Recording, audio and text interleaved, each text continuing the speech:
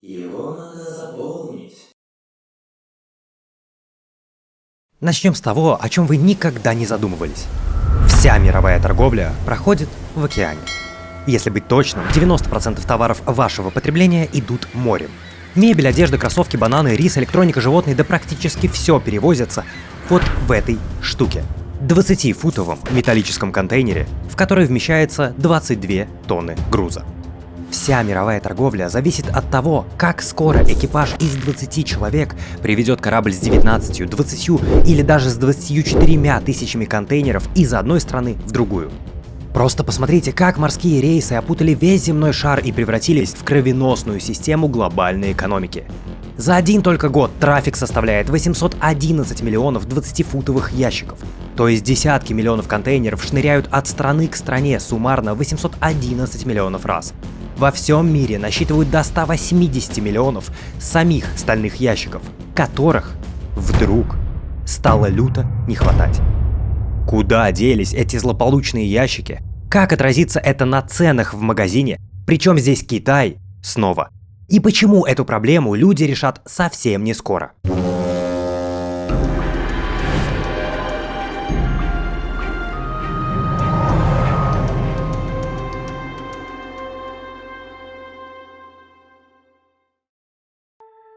Этот выпуск о кризисе, который происходит за вашей спиной и оказывает прямое влияние на вашу жизнь. Но есть один способ защититься от роста цен. Иметь современную и востребованную работу программиста. Вы все это время сомневались и не знали, как подступиться? Добро пожаловать на бесплатный интенсив «Как начать свой путь в разработке» от образовательной платформы Geekbrains. За 2 часа вы попробуете себя в кодинге и узнаете, подходит ли вам профессия программиста. И даже с нуля напишите простенькую программу на JavaScript. Интенсив ведут преподаватели, разработчики с опытом более 10 лет.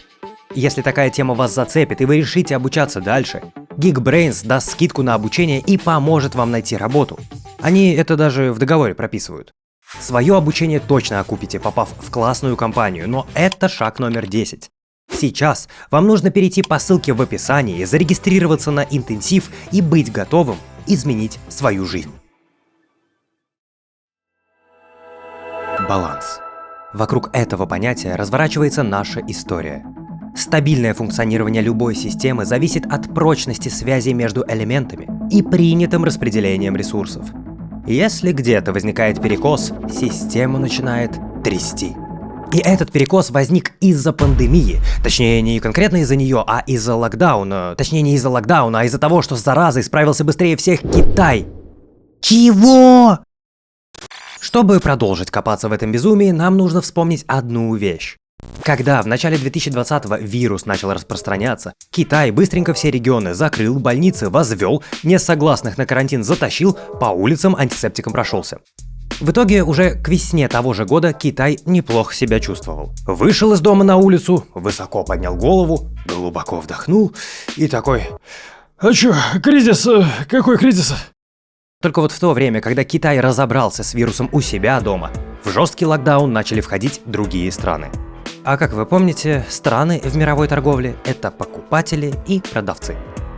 Причем здесь, сука, контейнеры? Подожди, вот мы уже подходим к этому моменту. С одной стороны у нас Китай, готовый продавать, а с другой — Америка и Европа, переводящая всех на удаленку. Люди застряли в своих домах, их потребление начало резко меняться. Расходы на путешествия и рестораны по понятным причинам устремились к нулю. В это время пошли вверх расходы на электронику, мебель для дома, домашние тренажеры и, конечно, санитайзеры, маски и перчатки. Баланс потребления изменился. А где производят большинство таких товаров? В Китае. Я пока писал этот выпуск, интереса ради посмотрел на свои девайсы. Телефон, колонки, микрофон, монитор, роутер – все оттуда. И вот тут-то все и началось. Бодрый Китай к весне 20-го с радостью начал работать на экспорт. Миллионы контейнеров, забитые овощами, соусами, мебелью и электроникой, отправились из азиатских портов в Америку и Европу, чтобы встретиться со своим конечным потребителем. И в этом не было бы никакой сенсации, если бы не одно «но». Контейнеры уходят из Китая, но обратно не возвращаются. Многие страны даже сейчас находятся в ограничениях, а тогда, в середине 2020-го, была тотальная заморозка экономики. А раз люди не ходят на работу, производство не создают продукт, они не работают на экспорт. Да и морские порты серьезно замедлены из-за нехватки рабочей силы. Значит, контейнеры обратно в Азию не отправляются. То есть, при нормальной ситуации происходит так. Из Азии в Америку отправляется коробка с 5000 динозавров. Ее спускают и увозят на склад. Затем продавец из Америки подгоняет новую коробку с 20 тоннами сои и отправляет уже в Азию. Таким образом, контейнеры гоняют туда-сюда, обеспечивая 90% всей мировой торговли. Так было, пока присутствовал баланс. Но сейчас обратно ящики не возвращаются. Они просто складируются и ждут своего часа в портах Европы и Америки. Из 10 контейнеров обратно в Азию возвращались 4, меньше половины. А значит, товары из Азии, главного мирового экспортера, стало просто некуда упаковывать. Еще в этом видео мы говорили, что Китай возвращается к нормальной жизни, а другие страны нет. Грубо говоря, Китай уже готов продавать за рубеж, но вот покупатели все еще борются с последствиями коронавируса. Но мы даже не подозревали, что продавая кучу товаров в другие страны, в августе 2020-го проявятся вестники коллапса. Контейнеров стало тупо не хватать. В итоге началось то, что возникает при дефиците. Цена за транспортировку одного ящика уже в августе превысила 2000 баксов. Чтобы понять, что это трэш, посмотрите на этот график до кризиса. Нормальная история, если цена находится в районе $1500, ну плюс-минус 300. А тут уже 2 куска.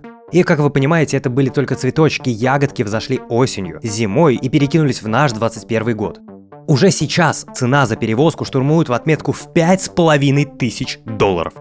То есть стоимость перевозки выросла почти в 4 раза по сравнению с допандемийным временем. Но это вы смотрели на индекс в среднем по миру. Чтобы оценить весь масштаб трэша, лучше смотреть на конкретные рейсы. Итак, готовы? Перевести один контейнер из Шанхая в Роттердам будет стоить $8400, а вот обратно на 7000 меньше. Разница в 6 раз. И еще один пример из Азии куда-либо. Шанхай, Лос-Анджелес 5200, а Лос-Анджелес, Шанхай 600. Разница почти в 9 раз. Это рекордные показатели за всю историю морских грузоперевозок. Притом эти рекорды обновляются каждый месяц уже на протяжении года. А теперь представьте себя на месте перевозчика. Значит, везете вы 20 тысяч контейнеров из Шанхая в Лос-Анджелес. Ваш путь занимает 12 дней, 4 дня на разгрузку. За каждый контейнер вы получили 5200. А теперь вам нужно подождать еще 4 дня, чтобы совершить обратный рейс за цену в 9 раз ниже, чем сюда. И это при условии, если контейнеровоз упакуют быстро, а весь груз уже находится в порту.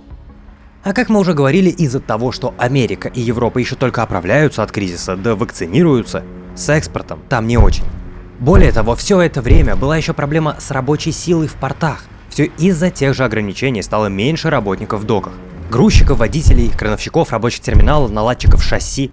Все эти факторы приводят к тому, что перевозчик думает: да нахрен мне вообще ждать, пока вы там распорядитесь и полностью укомплектуете мое судно. Чем быстрее я вернусь в Азию, тем быстрее заработаю на рейсе в Америку.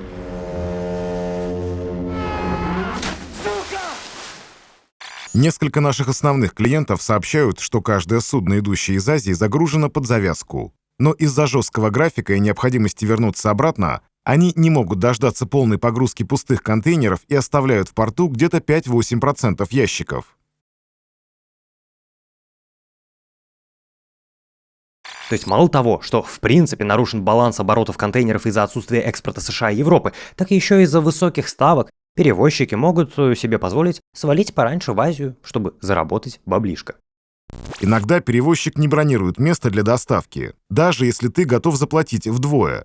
А иногда это просто бесконечное ожидание, пока у вас не закончится терпение, и вы не спросите: «Сколько вы хотите?»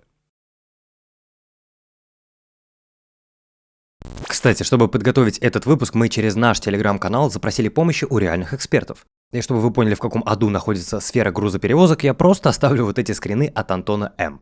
Он, кстати, хорошо показывает уровень взаимозависимости глобальной экономики. Ну, кризис-то случился в морских перевозках, но коммерческие авиаперевозки тоже решили добротно заработать. Можете нажать на паузу и прочитать эти великолепные опусы. Так вот, мы имеем картину, где только 4 контейнера из 10 возвращаются обратно.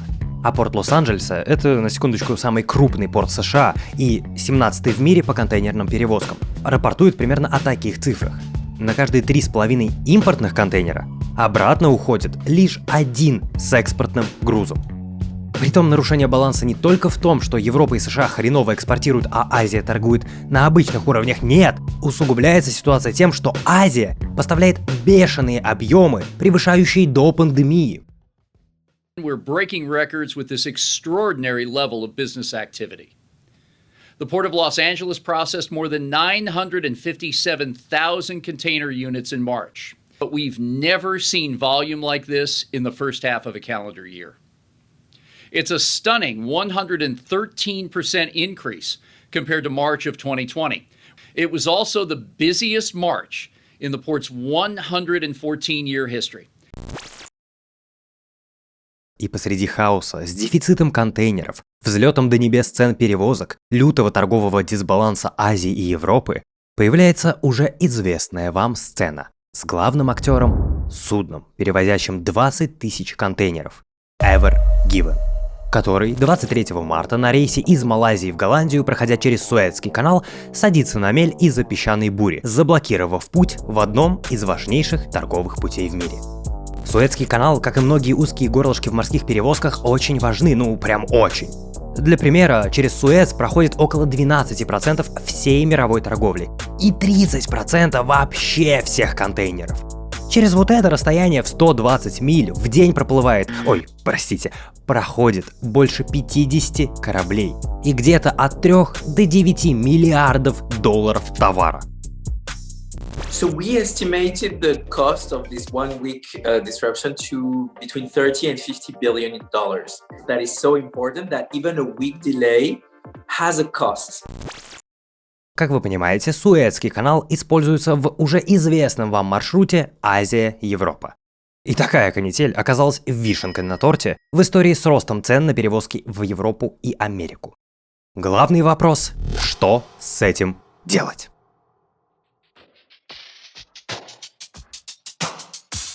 Ну, вначале напрашивается очевидный ответ, что нужно резко оживить экономику Америки и Европы, снять ограничения, вернуть все рабочие места, побороть пандемию и вернуть баланс мировой торговли.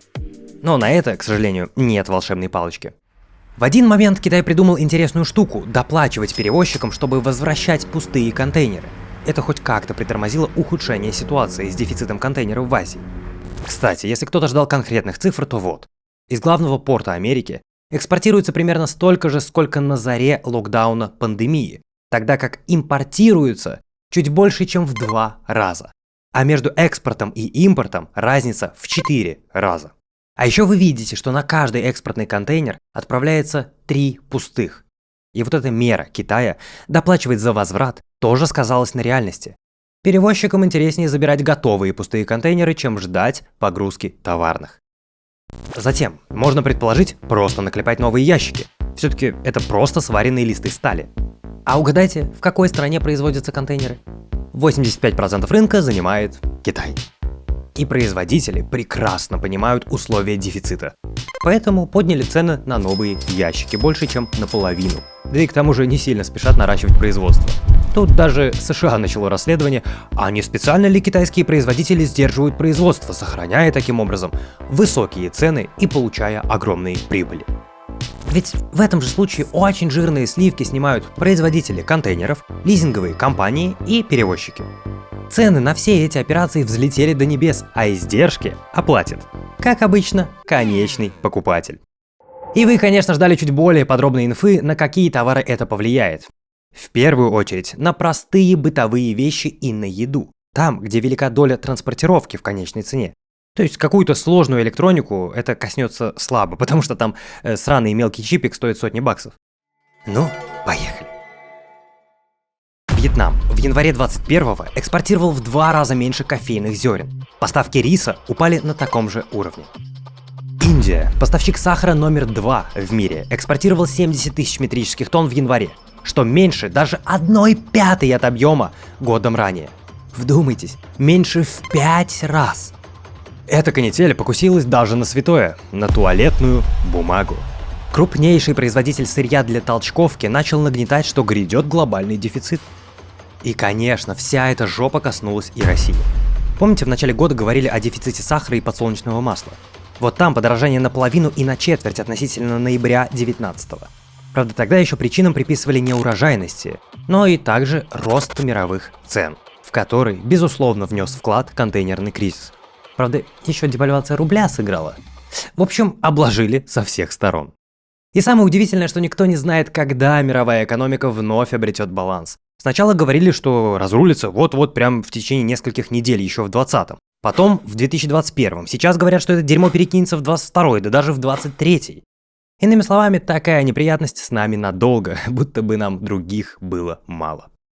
Сегодня мир просто зашкаливает своим уровнем взаимозависимости. И успех работы зависит от тщательно спланированного совместного поведения тысяч разбросанных по планете людей, многие из которых и в глаза не видели друг друга. Тофлер называл это «приход второй волны». В народе же ходит куда более популярный термин – глобализация. Мы эту тему поднимали в этом видео. Ощущение, что мир останавливаться не собирается. Вместе с технологическим прогрессом бешено мутируют вирусы, что сказывается на экономике. Каждый адаптируется как может. Медики изобретают вакцины, даже появляются вбросы о лекарствах. Порты стараются ускорить свою работу. Today, 17 container ships are being processed at the port of Los Angeles. That's a 70% jump compared to pre-pandemic averages. Власти России пытаются сдерживать цены административными мерами и винят во всем жадность ритейлеров. И тема взаимозависимости государственных экономик настолько глубокая, что мы этим выпуском вряд ли коснулись даже верхушки айсберга. Ну что ж, держим руку на пульсе, друзья. Если вам понравился этот выпуск и вы хотели бы услышать о кризисе полупроводников, то вы знаете, куда писать. А сейчас время передать благодарности поддержаторам на Ютубе и на Патреоне.